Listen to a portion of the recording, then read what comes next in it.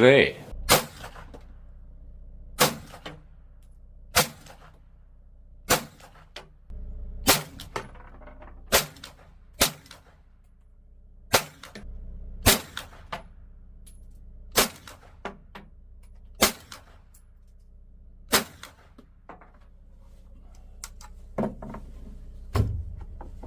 Alright, and we're back. So today's setup, we're running the Sunway Photo T3240 carbon fiber tripod with the tactical tabletop mounted on top. Now this is going to be a great little thing to have if you want to shoot PRS or just use it for spotting scopes or for binos or anything like that. This is the setup you're going to want to have. Now the Henry Homesteader comes in at about 6.6 pounds, so it's nice and light and easy on your hands. It features an anodized aluminum receiver paired with